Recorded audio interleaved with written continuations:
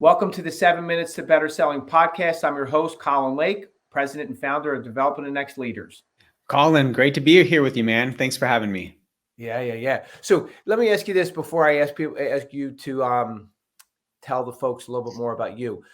The Law of Wealth, is that the name of the book? Yeah, the laws of wealth. Yes. Laws of Wealth. Mhm. Yes. So that's one of the ones that's more popular throughout the financial services industry. And Mhm. so that's one of those ones that I want to make sure that if you have a second to highlight and make sure for those folks who are listening, if you've not bought it and read it, do it because it's definitely worth it. By the way, is that on Audible? Can you get it? Can you get it through that? Yeah, you can get it on Audible. You can get two of my books, The Behavioral Investor and The Laws of Wealth, both through Audible. You sure can. Yeah, that's awesome. Good. I've been listening to more these days. Okay, so Daniel, you're in this wonderful position with Orion. You've written a couple of books. I was joking with you earlier. You're an amazing musician.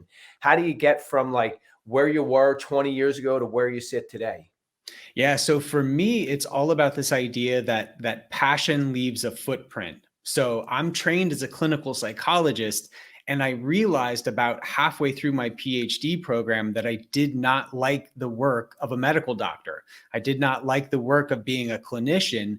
So I had this advanced training, but I knew that I didn't want to work in that industry, and I knew I wanted to break into the field of finance, and I just didn't have any of the credentials. And so the way that I got from that point to the place where I'm at today, well over a decade in financial services, is just by being a creator, by creating content, by writing books, by sharing my ideas at conferences all over the world. That was my idea, that passion leaves a footprint. And if you care deeply about something, you want to teach other people about it. And once you start to do that, good things start to happen. So that was really the trick for me. Passion leaves a footprint. Boy, do I agree with that wholeheartedly. In particular, our passion for selling, and we're hoping we're leaving this big footprint. So how do you create that content? Just studying, or are you out there with folks in the sales world experiencing? Like how are you like taking that content in or taking that information in and then like sharing that content? Yeah, so I believe that there's this idea in the entrepreneurial world of building in public and being very public about your startup journey. But I think the same thing applies to you if you're learning a new skill. For me, I read a ton and I try and find something in my reading every day to just share with folks on Twitter, with LinkedIn. Sometimes I make short video clips or include it in my podcast. And so I love this idea of building in public. As you learn new things, as you have great ideas, share them with your network and you'll become a trusted source of wisdom. That's great. And then what platforms are your platform of choice? Like what do you think helps you expand most? So I have the largest following on Twitter, but I'll be honest, everyone kind of jokes about LinkedIn. It can certainly be sort of spammy, but I have had such success on LinkedIn. I think LinkedIn is an incredibly undertapped platform. And because there's so much nonsense and garbage on LinkedIn, I think if you're truly adding value, you really shine. So LinkedIn is probably perhaps not a popular answer, but it's where I've had a lot of success. By the way, I agree with that. That's certainly where we have had our biggest success on all social platforms as well. Sure. And I follow your stuff on LinkedIn. And so for those who are listening, maybe at the end I can ask you just to put out your information on how to connect there. But there's always something good there, a good graph, a good chart, a good brief video. So I always love all of that stuff. All right. So let me ask you this. The sales world is changing. And like I would suggest that it's changing at a rapid pace. Like the speed of change is increasing. And so from change, of course, I would say is probably better defined as opportunity. So like from an opportunistic perspective, what can all of the salespeople do today to take advantage of all this change and get a step ahead of others who aren't paying attention? Yeah, it's a great question. I'm in absolute agreement with your assessment of the marketplace. And to illustrate my point, I want to share a couple of data points from the world of financial services that I've come across recently. So I had someone on my podcast recently. Her name's Jackie Wilkie. She's an expert in sales and marketing. And I asked her, I work with financial advisors primarily. And I said, look, there's 350,000 financial advisors in the US.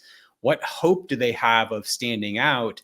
And she said something that really stuck with me, which is the most unique thing about your business is you. And she was really encouraging people to sort of own their quirks, own their personality, and just be who they truly are.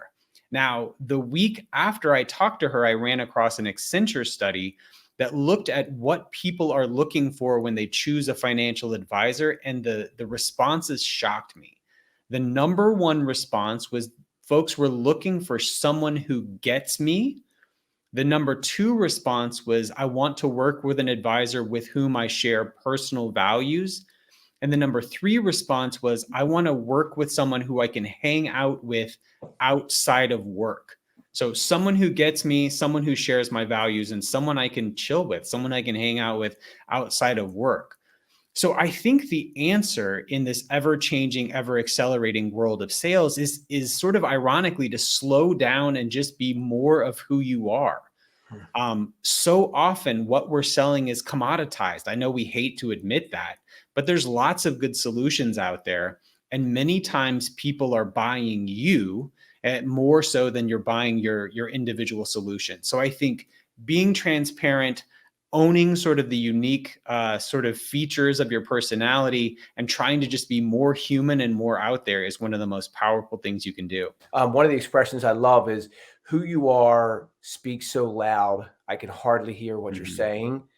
And that's what you're saying. Like, let who you are, like, be out there. And that's really what people want to hear. That's really, the words come out of your mouth. They're important, but really, like, your overall who you are is what people are going to connect with and ultimately do business with. Absolutely. Yeah, it's great.